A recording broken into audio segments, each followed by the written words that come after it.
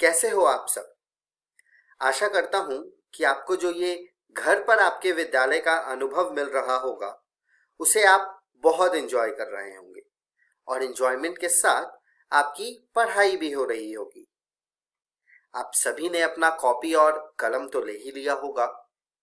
तो चलिए देखते हैं आज के एपिसोड में हम क्या पढ़ेंगे। आज के एपिसोड की शुरुआत हर दिन की तरह हम कक्षा 11 की पढ़ाई से करेंगे, जिसमें हम गणित में समुच्चय पाठ को और आगे पढ़ेंगे। इसके बाद हम जीव विज्ञान में जीव जगत के बारे में जानेंगे। बच्चों, कक्षा 11वीं की पढ़ाई के बाद हम एक बहुत इंस्पायरिंग, बहुत रोचक कहानी देखेंगे। यह कहानी है डेरेक रेडमॉन्ड की। डेरेक रेडमॉन्ड एक एथलीट है जो रेस करते हैं। हम जानेंगे कि क्या कहानी है इनकी, और कहानी का नाम है नेवर गिव अप। हम जानेंगे कि नेवर गिव अप क्या होता है, कैसे किसी को भी किसी भी काम के लिए गिव अप नहीं करना चाहिए, चाहे कोई भी परिस्थिति हो। इसके बाद हम कक्षा 12 की पढ़ाई शुरू करते हुए गणित में संबंध एवं फलन के बारे में आगे पढ़ेंगे, और उसके बाद हम जीव विज्ञान में जीवों में जनन के बारे में जानेंगे। तो चलिए शुरू करते हैं आज के एपिसोड को।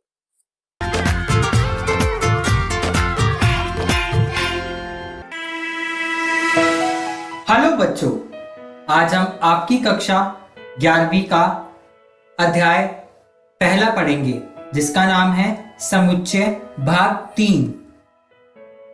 हम इस वीडियो में पढ़ेंगे परिमित और अपरिमित समुच्चय क्या होते हैं, समान समुच्चय क्या होते हैं और उप समुच्चय किसे कहते हैं। परिमित समुच्चय क्या होते हैं? परिमित समुच्चय में अवयवों की संख्या निश्चित होती है। उदाहरण, हमारे पास एक ए समुच्चय है जिसके अंदर अवयव 1, 2, 3, 4 और 5 है। इसमें अवयव एक निश्चित रूप में है, तो हम इसे परिमित समुच्चय कहेंगे। परिमित समुच्चय के उदाहरण। दोस्तों, हमारे पास एक इंद्रधनुष है। क्या हम इंद्रधनुष के रंगों के संग्रह को परिमित समुच्चय कह सकते हैं? हाँ, हम इंद्रधनुष के रंगों के संग्रह को परिमित समुच्चय कह सकते हैं, क्योंकि हमें पता है इंद्रधनुष में कितने रंग होते हैं। तो हमारे इस समुच्चय के अवयव क्या होंगे? बैंगनी, गहरा नीला, नीला, हरा, पीला, नारंगी, लाल, और हम इंद्रधनुष के रंगों के संग्रह को परिमित समुच्चय कह सकते हैं। अब बात करते हैं अपरिमित समुच्चय की। अपरिमित समुच्चय क्या होते हैं? अपरिमित समुच्चय वो समुच्चय होते हैं जिसमें अवयवों की संख्या निश्चित नहीं होती है, उसे हम अपरिमित समुच्चय कहते हैं। ठीक है बच्चों, तो उदाहरण के तौर पे हमारे n नेचुरल नंबर और हमारे रियल नंबर और बहुत सारे हमारे और भी उदाहरण हैं जिससे हम अपरिमित समुच्चय को दर्शाते हैं। आइए देखते हैं कुछ और अपरिमित समुच्चय के उदाहरण। जैसे कि आप देख रहे हैं, ये हमारे पूर्णांकों का समुच्चय है, जिसमें हम घटा 4, घटा 3, घटा 2, घटा 1, 0, 1, 2, 3 और 4 ये संख्या देख पा रहे हैं। हमें ये नहीं पता कि ये संख्या का अंत कहाँ पे है, तो ये हमारे अपरिमित समुच्चय के उदाहरण हैं। तो ये हमारे कौन से संख्या कहलाती है? पूर्णांकों की संख्या। आइए एक सवाल करते हैं। परिमित और अपरिमित बताना है बच्चों आपको। तो हमारे पास यहाँ पे 2 चीजें हैं, पहला महीने और दूसरा पूर्ण संख्या। तो बच्चों आप ये बताइए, महीने और पूर्ण संख्या इन दोनों में से कौन सा परिमित है और कौन सा अपरिमित है? महीने हमारे क्या है? परिमित समुच्चय है, क्योंकि हमारे पास महीने निश्चित हैं कि ये महीने 12 ही हैं। जनवरी, फरवरी, मार्च, अप्रैल से लेकर दिसंबर तक के महीने हमारे पास 12 हैं। तो हमारे पास महीने क्या है? हमारे परिमित समुच्चय। पूर्ण संख्या का हमारे पास कोई लिमिट नहीं है, कोई निश्चित संख्या नहीं है कि कहां तक होते हैं। तो ये हमारे क्या है? अपरिमित समुच्चय। ठीक है बच्चों, अब आइए देखते हैं उप समुच्चय किसे कहते हैं। उप समुच्चय क्या होते हैं? यदि समुच्चय A का प्रत्येक अवयव, अगर हमारे पास एक A समुच्चय है, उस समुच्चय के हर एक अवयव समुच्चय B का भी अवयव है, तो A B का क्या कहलाएगा? उप समुच्चय कहलाएगा। हम उसको कैसे लिखेंगे? A उप समुच्चय B। यदि A B का उचित उप समुच्चय नहीं है तो हम इसको कैसे लिखेंगे? तो हम इसको ऐसे लिखेंगे। ओके बच्चों, उप समुच्चय को उदाहरण के माध्यम से जानते हैं। माना कि समुच्चय A, B और C एक समुच्चय के अवयवों को दर्शा रहे हैं। ठीक है बच्चों, जिसके अंदर A हमारे पास क्या है? राहुल और रौनक है। B हमारे पास क्या है? D, G और Z है। और C हमारे पास D, G, Z राहुल और रौनक है। तो हमें ये पूछ रहा है कि A उप समुच्चय C का है कि नहीं है। तो हमने देखा A के अंदर राहुल और रौनक है और C समुच्चय के अंदर D, G, Z राहुल और रौनक है। तो हमने ये पढ़ा था उप समुच्चय वो समुच्चय होता है जिसके अंदर A के सारे अवयव दूसरे समुच्चय के अवयवों के अंदर हों, तो ही हम उसको एक दूसरे का उप समुच्चय कह सकते हैं। तो हमने देखा राहुल और रौनक इस समुच्चय के अंदर है और यही राहुल और रौनक C समुच्चय के अंदर भी हैं। तो हम ये कह सकते हैं कि समुच्चय A का प्रत्येक अवयव समुच्चय C का भी एक अवयव है। तो समुच्चय A समुच्चय C का एक उप समुच्चय कहलाएगा। दूसरा उदाहरण देखते हैं। माना X हमारे पास 1, 2, 3 है, Y हमारे पास 3, 4, 5 है, Z हमारे पास 1, 2, 3, 4, 5 है। तो हमसे ये पूछ रहा है क्या X Z का उप समुच्चय है। तो हमने सबसे पहले देखना है कि X के अंदर के जितने भी अवयव हैं वो Z के अवयव के अंदर हैं कि नहीं है। तो हमने देखा कि X के अंदर के सारे अवयव 1, 2, 3 Z के अवयव के अंदर हैं कि नहीं है। तो हमने हमारे पास X के अंदर क्या है? 1, 2, 3 और Z के अंदर क्या है? 1, 2, 3, 4, 5। तो हमें पता चल रहा है क्योंकि 1, 2, 3 समुच्चय Z में है। कैसे? 1 भी है, 2 भी है और 3 भी है। तो हमें ये कह सकते हैं कि X समुच्चय है Z का। माना X हमारे पास ये है, Y हमारे पास ये है और Z हमारे पास ये है। तो ये पूछ रहा है कि Y Z का उप समुच्चय है कि नहीं है। तो हमने क्या देखना है? Y के सारे अवयव क्या Z के अंदर हैं। तो हमने हमारे पास ये है Y 3, 4 और 5। Z के अंदर 3, 4, 5 है, देखते हैं। 3 है, 4 भी है, 5 भी है। तो हम इसको ये कह सकते हैं क्योंकि 3, 4, 5 है समुच्चय Z में, तो हम इसको कहेंगे कि Y उप समुच्चय Z का है। अगला प्रश्न, क्या X Y का उप समुच्चय है? क्या Y Z का उप समुच्चय है? क्योंकि 1, 2 समुच्चय Y में नहीं है, क्योंकि X के अंदर 1, 2, 3 है, Y के अंदर 3, 4, 5 है। लेकिन 1, 2 जो X के अवयव हैं वो Y में नहीं है।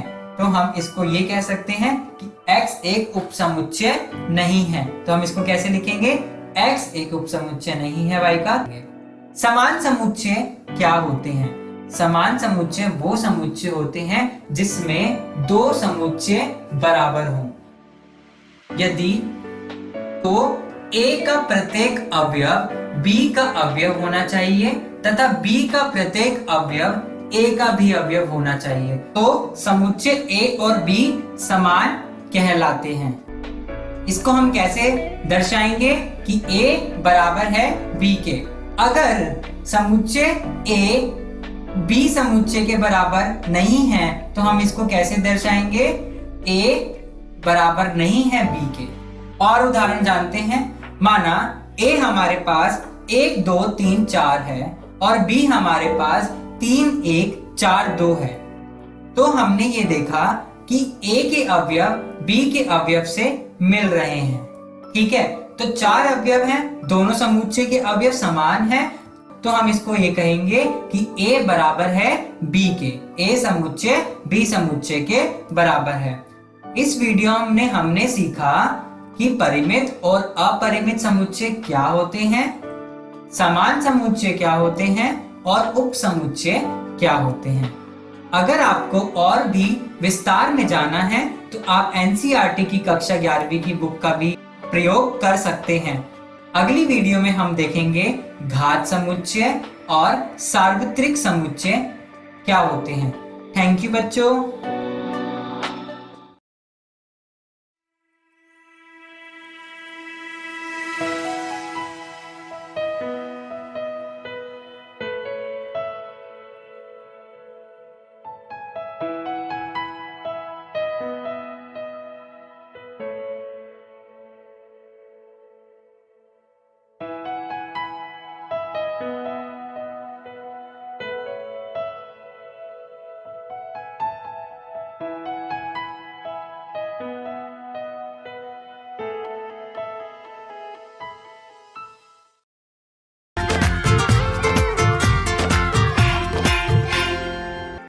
हेलो दोस्तों, जीव विज्ञान की इस वीडियो में आपका स्वागत है।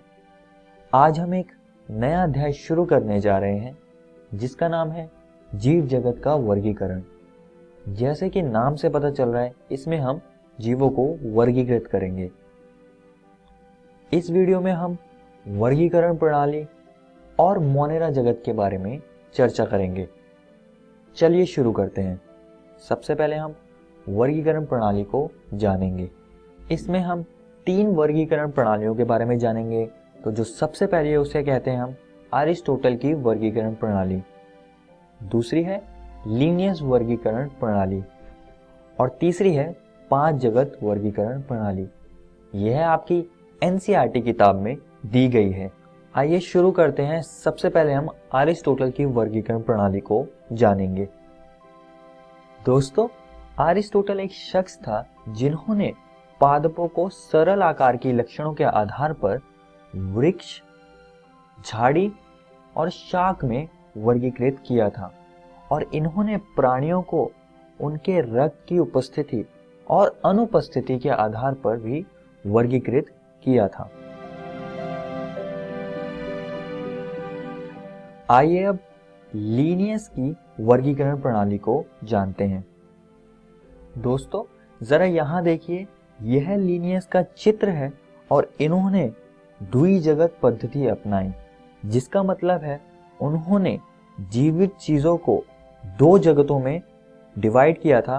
पहला है प्लांटी और दूसरा है एनिमेलिया। मगर दोस्तों, इस वर्गीकरण प्रणाली की भी कुछ सीमाएं थी। तो जो सीमा थी वह यहां पर लिखी है। इस पद्धति के अनुसार ससीम केंद्रिकी यानी कि यूकैरियोट्स एवं असीम केंद्रिकी यानी कि प्रोकैरियोट्स, एक कोशिक एवं बहुकोशिक तथा प्रकाश संश्लेषी जिसमें कि ग्रीन एल्गी आते हैं और अप्रकाश संश्लेषी यानी कि फंजाई के बीच में विभेद स्थापित करना संभव नहीं है। तो यह इसकी एक मेजर लिमिटेशन यानी कि सीमा थी, जिस वजह से यह वर्गीकरण प्रणाली ज्यादा समय तक चली नहीं। फिर कुछ समय बाद एक और वर्गीकरण प्रणाली आई जिसका नाम है 5 जगत वर्गीकरण प्रणाली। अब इसको जानते हैं। सन 1969 में R.H. व्हिटेकर द्वारा 5 जगत वर्गीकरण की पद्धति प्रस्तावित की गई थी। यह कोशिका संरचना, थैलस संरचना, पोषण प्रक्रिया, प्रजनन एवं जाति वृत्तीय संबंध पर आधारित है। दोस्तों, जो 5 जगत वर्गीकरण प्रणाली में जितने भी जगत आते हैं वह कुछ इस प्रकार से व्यवस्थित किए गए हैं। जो सबसे पहला है उसे हम कहते हैं मोनेरा, दूसरा है प्रोटिस्टा, तीसरा है कवक, चौथा है पादप और पांचवा है जंतु। अब हम इनको एक एक करके समझेंगे। आइए दोस्तों, सबसे पहले हम मोनेरा जगत से शुरू करते हैं। सभी बैक्टीरिया मोनेरा जगत के अंतर्गत आते हैं। दोस्तों जरा यहां पर देखिए, यह एक बैक्टीरियम का चित्र है जिसमें कि मैंने प्लाज्मा झिल्ली, कोशिका भित्ति और कैप्सूल को दर्शाया हुआ है। और दोस्तों इन बैक्टीरिया के पास कभी कभी फ्लैजिला यानी कि कशाब भी होता है जो कि चलन में सहायता करता है। अब दोस्तों बैक्टीरिया को उनके आकार के आधार पर हमने 4 समूहों में बांटा गया है। तो जो सबसे पहला है वह है गोलाकार कोकाई, दूसरा है रॉड के आकार का बेसिलाई, तीसरा है स्पाइरिला और चौथा है विब्रियो। विब्रियो कॉमा के आकार का होता है। दोस्तों बैक्टीरिया को हमने उसके वास स्थान के आधार पर भी विभाजित किया हुआ है। तो जो सबसे पहला आता है इसमें उसको हम कहते हैं आद्य बैक्टीरिया और दूसरे समूह को हम कहते हैं यू बैक्टीरिया। आइए अब इनको एक एक करके समझते हैं। सबसे पहले हम आद्य बैक्टीरिया को जानेंगे। ये बैक्टीरिया अत्यंत कठिन वास स्थानों पर पाए जाते हैं, जैसे कि लवणीय क्षेत्रों में।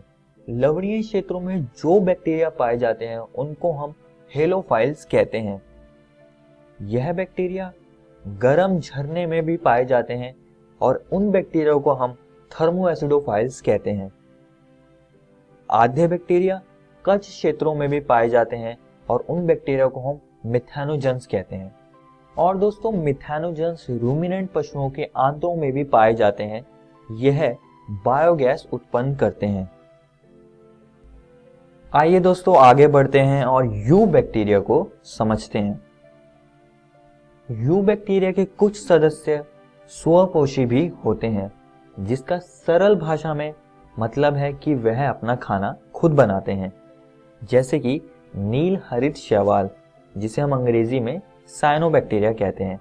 इनके पास क्लोरोफिल ए होता है और इन्हें प्रकाश संश्लेषी स्वपोषी यानी कि फोटोसिंथेटिक ऑटोट्रॉफ्स कहा जाता है। दोस्तों जरा यहां पर देखिए, यह नील हरित शैवालों की कुछ कॉलोनीज हैं। यह आपने अपने घर के आसपास कभी ना कभी पानी के ऊपर ऐसा तो कुछ देखा ही होगा। और दोस्तों माइक्रोस्कोप में नील हरित शैवाल कुछ इस प्रकार का दिखता है।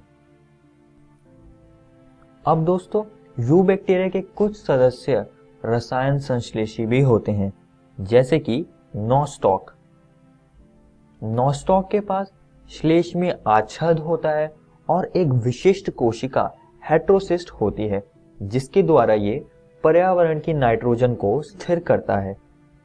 ये जीव अकार्बनिक पदार्थों जैसे कि नाइट्रेट, नाइट्राइट और अमोनिया को ऑक्सीकृत कर ऊर्जा उत्पन्न करते हैं।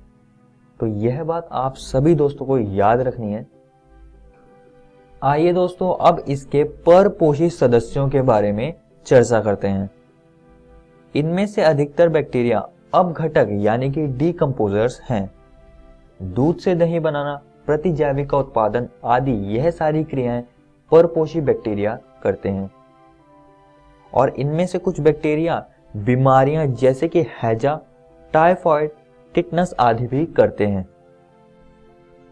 आइए दोस्तों बैक्टीरिया में जनन की प्रक्रियाओं को समझते हैं।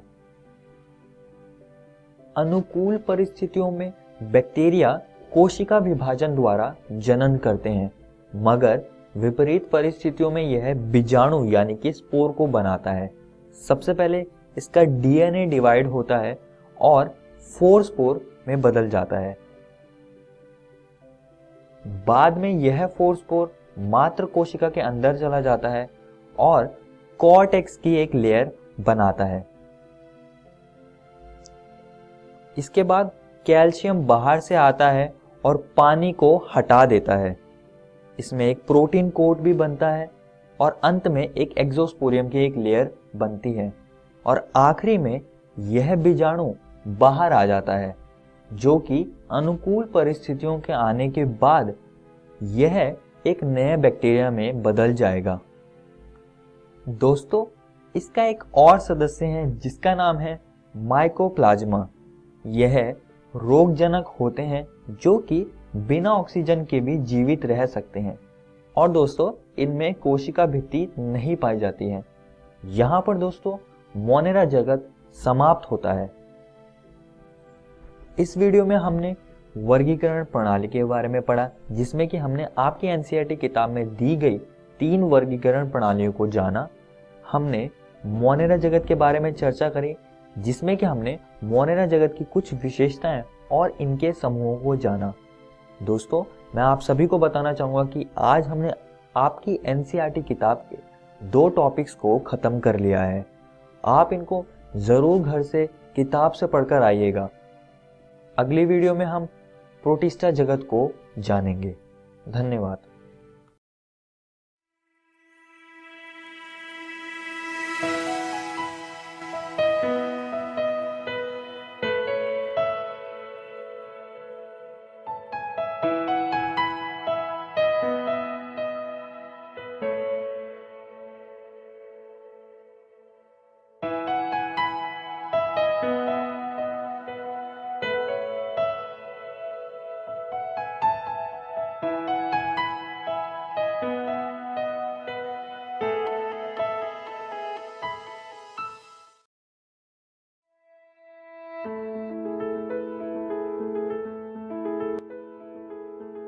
कोरोना, डरे नहीं, एहतियात बरतें।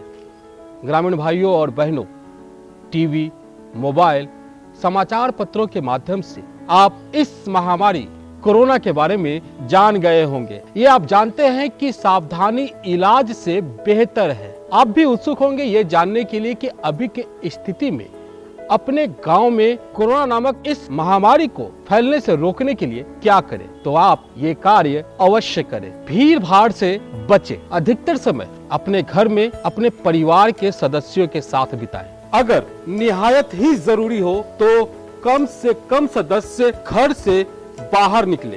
बाहर से लौटे तो हाथ साबुन से अच्छी तरह धोएं।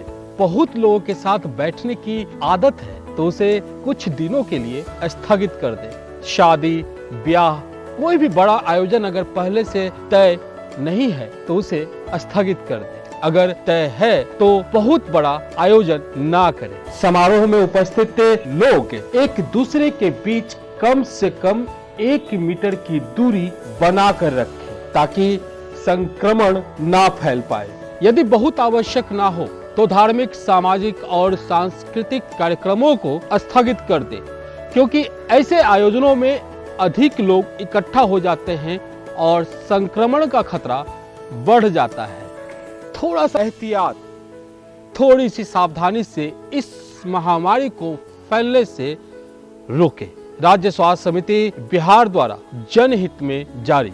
अधिक जानकारी के लिए संपर्क करें टोल फ्री नंबर 104 पर। चलिए बच्चों, हम एक बहुत रोचक कहानी देखते हैं, एक वीडियो देखते हैं जो कि बहुत इंस्पायरिंग है। मुझे तो बहुत इंस्पायरिंग लगी है, आप सभी को भी लगेगी, मैं ये उम्मीद करता हूँ। कहानी का नाम है नेवर गिव अप। ये स्टोरी, ये वीडियो डेरेक रेडमॉन्ड की है, समर ओलंपिक्स 1992 की। तो आप पहले यह वीडियो देखिए, उसके बाद हम यह जानेंगे कि डेरेक रेडमॉन्ड कौन है और उनके बारे में कुछ और बातें जानेंगे।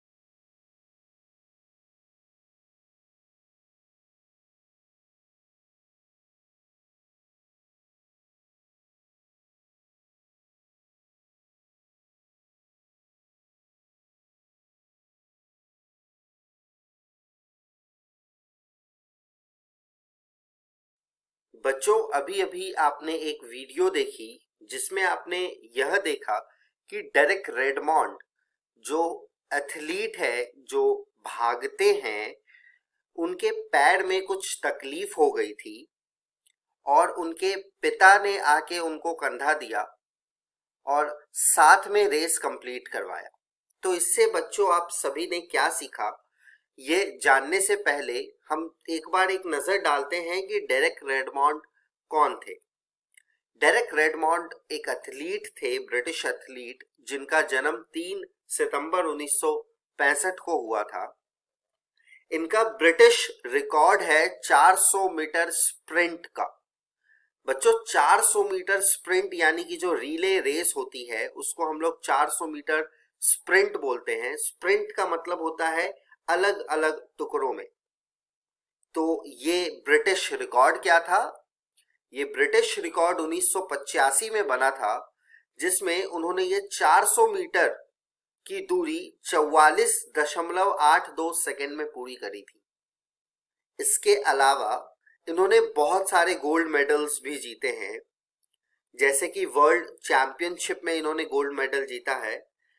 वर्ल्ड चैंपियनशिप में इन्होंने 1991 में टोक्यो में गोल्ड मेडल जीता था, वह भी 400 मीटर का रिले रेस, जो 400 मीटर स्प्रिंट हम कह रहे हैं, उसी में जीता था। उससे पहले 1987 में रोम के वर्ल्ड चैंपियनशिप में जीता था। इन्होंने यूरोपियन चैंपियनशिप में भी गोल्ड मेडल जीता है 1986 में। ये सभी गोल्ड मेडल इन्होंने 400 मीटर स्प्रिंट में ही जीता है। तो बच्चों, ये खास बात क्या है इनमें? खास बात यह है कि अभी अभी जो आपने ये वीडियो देखी वो 1992 के समर ओलंपिक्स की है, जो कि बार्सिलोना में हुई थी। उसमें आप सभी ने देखा कि किस तरह इनके पैर में चोट लगने की वजह से, मसल पेन, मसल टेयर होने की वजह से इन्होंने ये रेस में जीत नहीं पाए। जबकि 1991 जस्ट एक साल पहले टोक्यो के वर्ल्ड चैंपियनशिप में ये गोल्ड मेडल लेकर आए थे। तो सभी को यही उम्मीद थी कि डेरेक रेडमॉन्ड गोल्ड मेडल जीतेंगे, लेकिन उनके पैरों का मसल टियर होने की वजह से वो नहीं जीत पाए। तो इसमें सीखने वाली बात यह है बच्चों कि उनके पैर का मसल टियर हो चुका था, वह भागने में सक्षम नहीं थे, फिर भी उन्होंने रेस कंप्लीट की। उनके फादर ने आके बोला तुम्हें यह करने की जरूरत नहीं है, लेकिन फिर भी उन्होंने बोला कि नहीं, मुझे जरूरत है, मैं करूंगा। तो उन्होंने वो किया।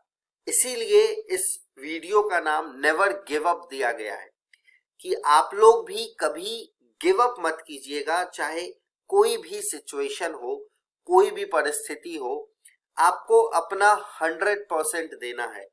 जहां तक क्षमता है आप जहां तक दे सकते हैं अपना, उतना आपको देना है, आपको मंजिल जरूर मिलेगी। उम्मीद करता हूं बच्चों यह बात आपको समझ आई होगी और आप लोग भी नेवर गिव अप वाले एटीट्यूड से ही आगे काम करेंगे।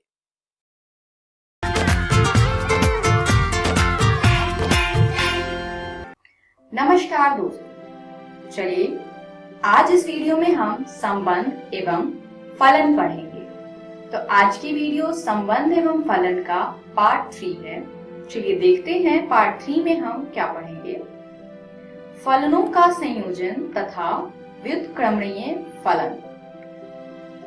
चलिए देखते हैं फलनों के संयोजन की परिभाषा क्या है।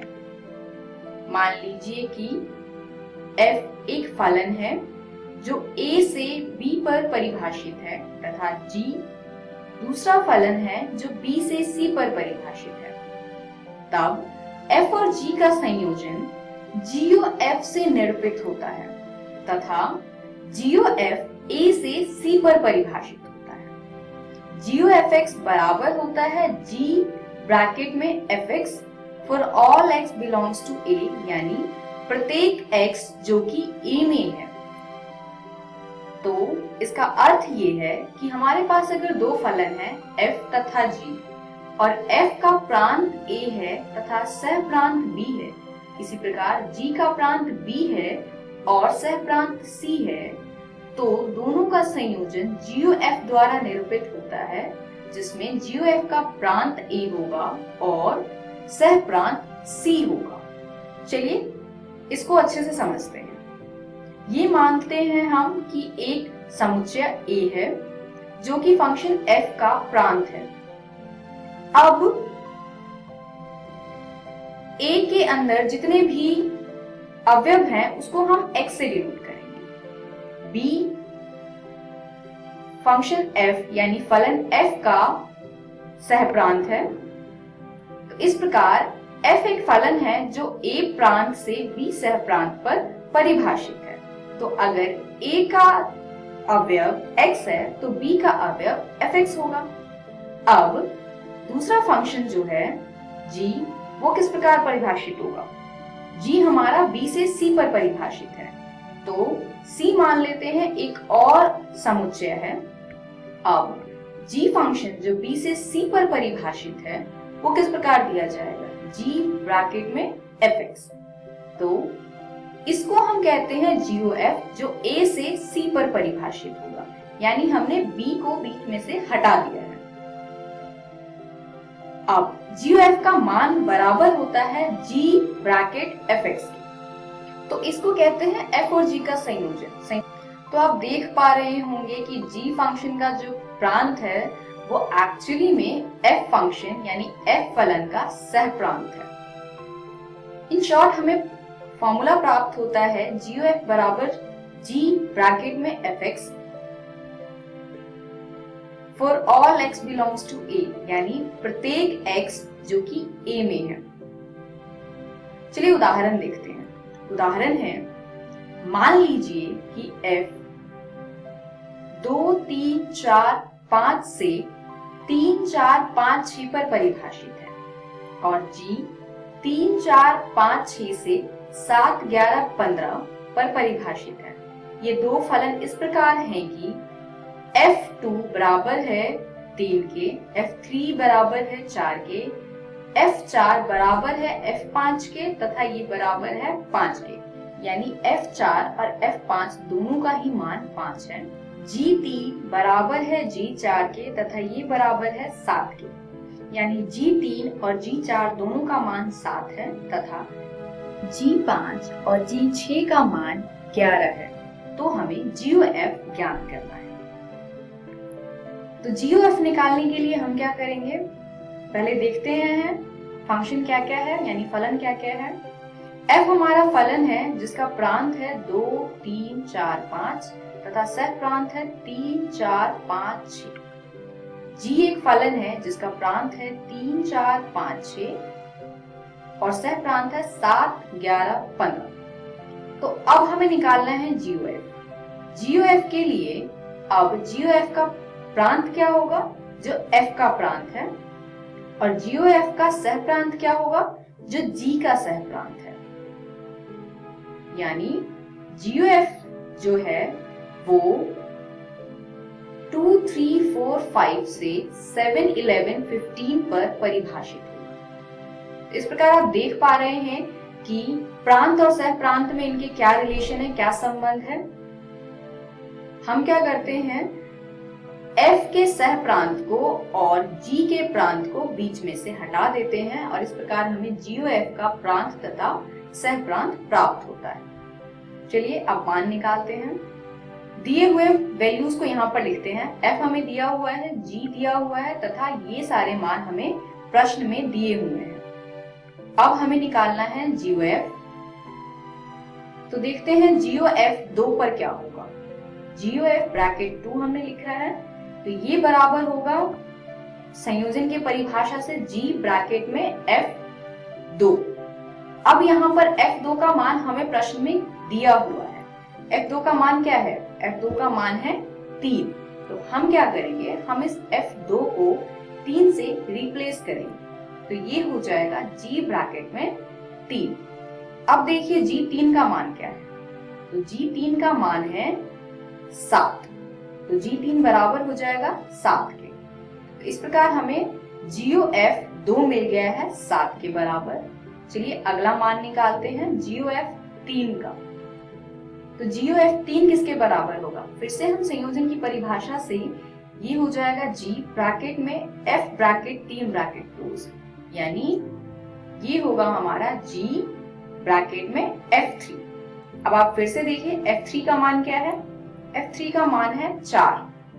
तो हम यहाँ पर F3 की जगह पर 4 को प्रतिस्थापित करेंगे, ये आ जाएगा हमारा G ब्रैकेट में 4। अब हम क्या करेंगे, हम G4 का मान देखते हैं कहाँ पर है।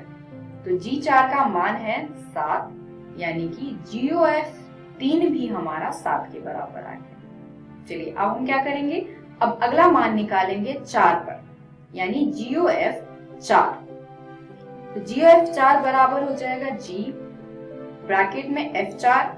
तो वहां फिर से F4 का मान रखेंगे, यहाँ पर F4 का मान क्या है? 5, यानी ये हो जाएगा G5।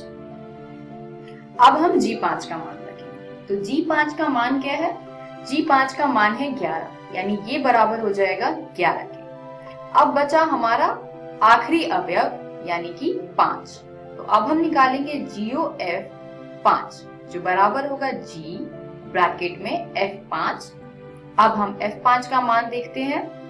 F5 का मान है 5, तो वो हमने यहाँ पे रखा है G ब्रैकेट में 5, तथा G5 का मान है 11।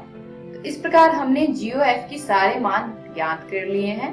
GOF 2 पर, 3 पर, 4 पर तथा 5 पर। इस वीडियो में हमने सीखा फलनों का संयोजन, यानी कि GOF बराबर होता है G ब्रैकेट में Fx। अगली वीडियो में हम पढ़ेंगे व्युत्क्रमणीय फलन। धन्यवाद।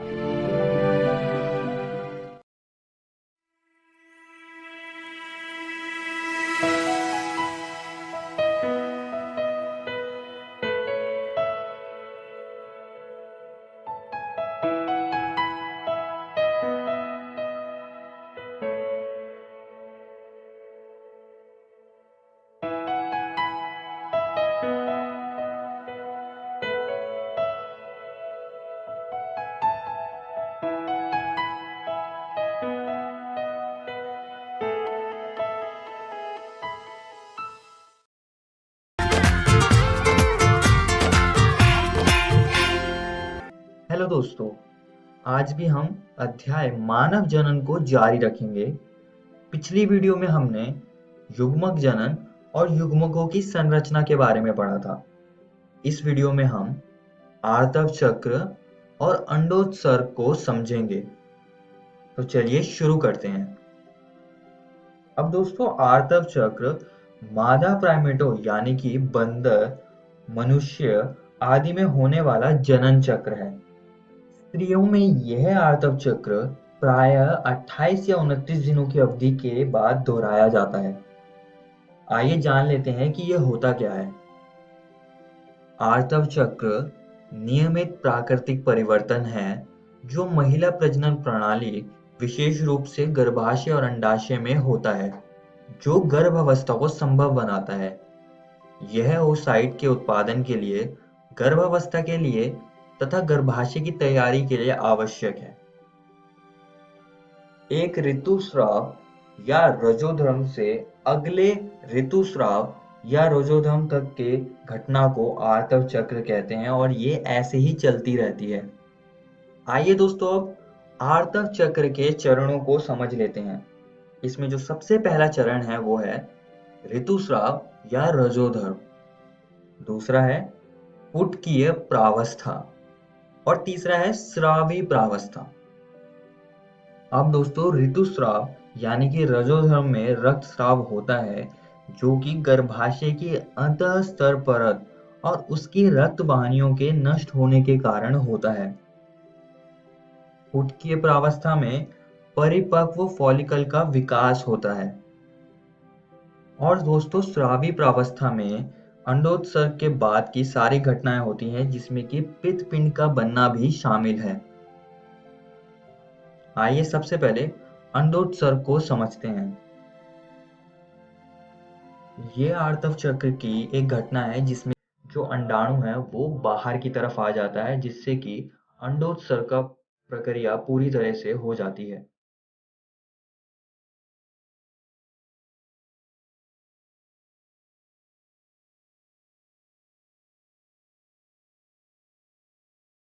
ये अंडाणु गर्भाशय की ओर जाने लगता है। यह इस समय निषेचित हो सकता है।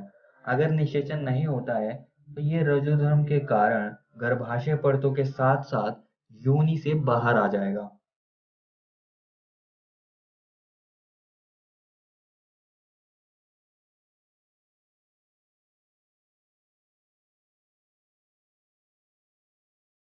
अब दोस्तों आर्तव चक्र में कुछ घटनाएं होती हैं, तो अब हम उनको समझेंगे। सबसे पहली घटना है गर्भाशयीय घटनाएं।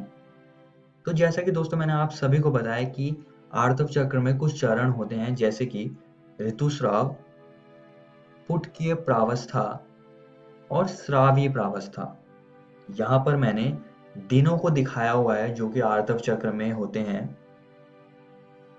अब ये वाली लाइन रजोदर्शन यानी कि मासिक धर्म को दिखा रही है, जिसका मतलब है कि यहाँ पर गर्भाशय की अंतः स्तर और रक्त वाहिनियां नष्ट हो रही है, जिसके कारण एक तरल पदार्थ योनि से बाहर आता है। और ये वाली लाइन गर्भाशय घटना को दिखा रही है। अगर दोस्तों आप गर्भाशय घटना वाली रेखा को देखें तो ऋतुस्राव वाले चरण में ये नीचे की ओर जा रहा है, जिसका सीधा साधा मतलब है कि यहाँ पर गर्भाशय अंतः स्तर और रक्त वाहिनियां नष्ट हो रही हैं, जिसकी वजह से ऋतुस्राव होता है। और फिर बाद में ये ऊपर की तरफ जा रही है, जिसका मतलब है कि गर्भाशय अपने आप को तैयार कर रहा है निषेचित अंड के लिए। और दोस्तों अगर निषेचन नहीं होता है तो अगले चक्र का आरंभ हो जाएगा। आइए दोस्तों अब आगे बढ़ते हैं और पिट्यूटरी हार्मोन स्तर को समझते हैं। ये वाली रेखा LH यानी कि ल्यूटिनाइजिंग हार्मोन को दर्शा रही है, और ये वाली रेखा FSH यानी कि फॉलिकल स्टिमुलेटिंग हार्मोन को दर्शा रही है। अब जैसे कि आप देख सकते हैं कि पुटकीय प्रावस्था में ये दोनों हार्मोन ल्यूटिनाइजिंग हार्मोन और FSH हार्मोन पीक पर होंगे, जो कि फॉलिकल्स के विकास में मदद करेगा। आइए दोस्तों अब आगे बढ़ते हैं और अंडाशय घटनाओं को समझते हैं। अब दोस्तों एस्ट्रोजन हार्मोन की मात्रा पुटकीय प्रावस्था में ज्यादा होगी, जिससे कि फॉलिकल्स को मैच्योर होने में मदद होगी। और साथ में फॉलिकल स्टिमुलेटिंग हार्मोन और ल्यूटिनाइजिंग हार्मोन भी इसमें मदद करेंगे, जिसकी वजह से अंडोत्सर्ग होगा। अंडोत्सर्ग के बाद कॉर्पस लूटियम यानी कि पित्तपिंड बनता है, जो कि प्रोजेस्टेरॉन और एस्ट्रोजन हार्मोन बहुत ज्यादा मात्रा में उत्पन्न करता है, जिसकी वजह से ल्यूटिनाइजिंग हार्मोन और फॉलिकल स्टिमुलेटिंग हार्मोन का उत्पादन रुक जाता है। आइए इसको थोड़ा और अच्छे से समझते हैं। तो जैसा कि मैंने बताया कि FSH और LH उत्पन्न हो रहे हैं और साथ ही में एस्ट्रोजन भी फॉलिकल्स उत्पन्न करने लगेंगे, जिसकी वजह से जो एस्ट्रोजन है वो पिट्यूटरी ग्लैंड पर ट्रिगर करेगा, जिससे कि ल्यूटिनाइजिंग हार्मोन और ज्यादा मात्रा में उत्पन्न होने लगेगा, जिसकी वजह से जो फॉलिकल्स है वो मैच्योर हो जाएंगे, मैच्योर oocyte बन जाएगा। ये मैच्योर oocyte अंडोत्सर्ग के लिए एकदम तैयार है। यहाँ पर ये अंडाणु को रिलीज कर देगा, उसको निकाल देगा।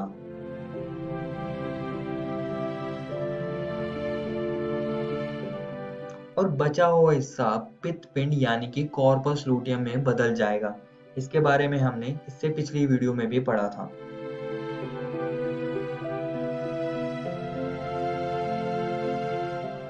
अब यहाँ पर पित्तपिंड कुछ चीजें उत्पन्न करेगा, जैसे कि प्रोजेस्टेरॉन, एस्ट्रोजन और इनहिबिन, जो कि फॉलिकल स्टिमुलेटिंग हार्मोन और ल्यूटिनाइजिंग हार्मोन के उत्पादन को रोक देगा।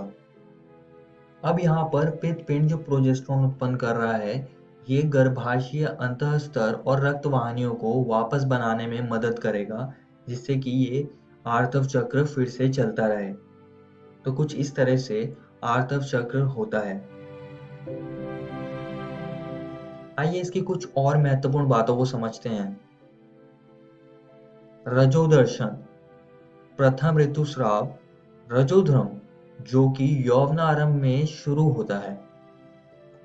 रजोनिवृत्ति, स्त्री में यह आर्तव चक्र 50 वर्ष की आयु के लगभग बंद हो जाता है। इस स्थिति को रजोनिवृत्ति कहा जाता है। तो ये दोनों शब्द आप सभी को याद रखने हैं और इसकी परिभाषा भी। इस वीडियो में हमने आर्तव चक्र के बारे में पढ़ा, जिसमें कि हमने इसके चरण, इसकी घटनाएं और अंडोत्सर्ग को समझा। और दोस्तों, मैं आप सभी को एक और बात बताना चाहता हूँ कि आज हमने आपकी एनसीईआरटी किताब के ये टॉपिक को खत्म कर लिया है। आप इनको जरूर घर से किताब से पढ़कर आइएगा। अगली वीडियो में हम निषेचन और अंतरोपण को समझेंगे। धन्यवाद।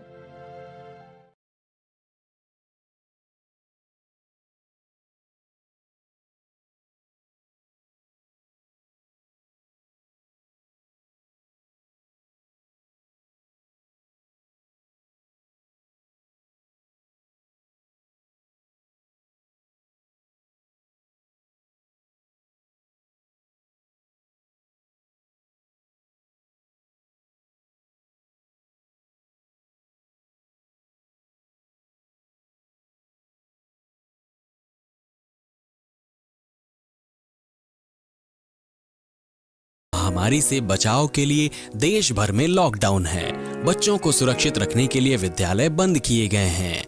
इस परिस्थिति में आपका मोबाइल ही आपका विद्यालय बन सकता है। जी हाँ, बिहार सरकार के शिक्षा विभाग ने यूनिसेफ और इकोवेशन के साथ मिलकर उन्नयन ऐप मेरा मोबाइल मेरा विद्यालय की शुरुआत की है। इस ऐप पर आप कक्षा 6 से 12 तक के पाठ्यक्रम को पढ़ सकते हैं। सिर्फ पढ़ ही नहीं सकते, बल्कि आपको पढ़ते समय अगर किसी भी तरह की कोई परेशानी आती है या फिर मन में कोई सवाल आता है तो इस ऐप पर आप अपने सवाल भी पूछ सकते हैं, जिसका जवाब उस विषय के विशेषज्ञ द्वारा दिया जाएगा। तो प्ले स्टोर से अभी डाउनलोड करें उन्नयन ऐप मेरा मोबाइल मेरा विद्यालय और अपने मोबाइल से ही अपने विद्यालय का अनुभव पाएं, वो भी बिल्कुल निशुल्क। घर पर रहें, सुरक्षित रहें, स्वस्थ रहें, पढ़ते रहें, आगे बढ़ते रहें, क्योंकि चाहे कोई भी स्थिति हो, शिक्षा हर बच्चे का अधिकार है। बिहार शिक्षा परियोजना की एक पहल।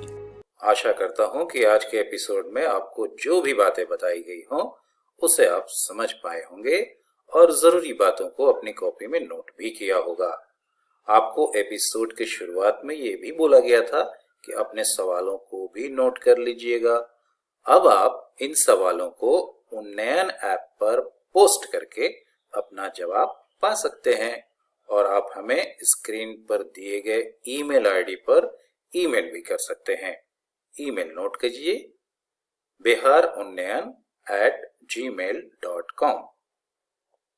आप इस एपिसोड का पुनः प्रसारण भी देख सकते हैं इसी चैनल पर संध्या 4:05 से 5 बजे तक, और ये एपिसोड आज 1 बजे के बाद YouTube पर भी आ जाएगा।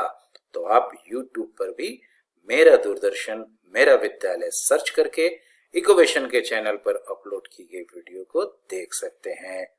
तो दोस्तों, मिलते हैं अगले एपिसोड में, जिसमें हम कुछ और रोचक पाठ को पढ़ेंगे। मेरा दूरदर्शन मेरा विद्यालय के आज के एपिसोड में इतना ही। घर पर रहें, सुरक्षित रहें और पढ़ते रहें। बाय बाय दोस्तों।